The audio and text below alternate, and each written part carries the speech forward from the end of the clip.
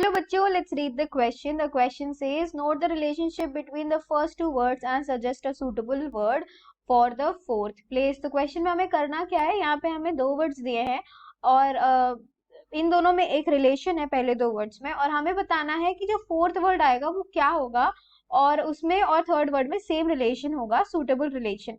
सो देख लेते हैं. पहला है alpha helix, protein, double helix, dash. तो हमें बताना है यहाँ पे क्या आएगा.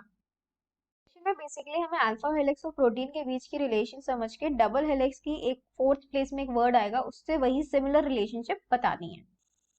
कॉन्सेप्ट समझ लेते हैं. यहाँ पे हम लोग क्या बात कर रहे हैं, सबसे पहले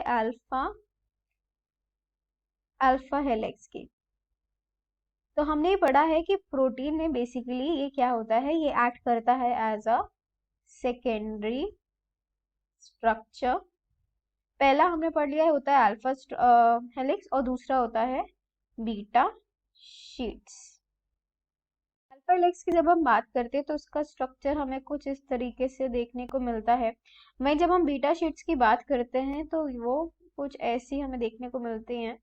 ये एक दूसरे से पैरेलल भी हो सकती हैं, वहीं एक दूसरे के एंटी पैरेलल भी हो सकती हैं. क्वेश्चन का रिलेशनशिप समझ लिया. यहाँ पे अल्फा हेलिक्स क्या है, ये एक सेकेंडरी स्ट्रक्चर है जो किस में पाया जाता है, प्रोटीन्स में पाया जाता है. और इसका एक एग्जांपल है केराटिन में हमें अल्फा हेलिक्स देखने को स्ट्रक्चर मिलता है. वही सेम तरीके से डबल हेलिक्स जो स्ट्रक्चर है, डबल हेलिक्स, वो हमें डीएनए में देखने को मिलता है. डबल हेलिक्स स्ट्रक्चर में हम क्या देखते हैं कि ऐसे दो स्ट्रैंड्स होते हैं जो आपस में क्या होते हैं, वो कॉइल्ड होते हैं. सो ये क्या है, ये हमारा डबल हेलिक्स स्ट्रक्चर और ये हमें देखने को मिलता है in the DNA.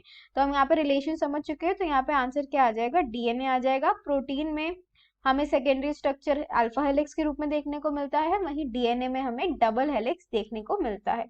So the final answer for the question is alpha helix protein, double helix DNA. So I hope you have understood the solution. Best of luck.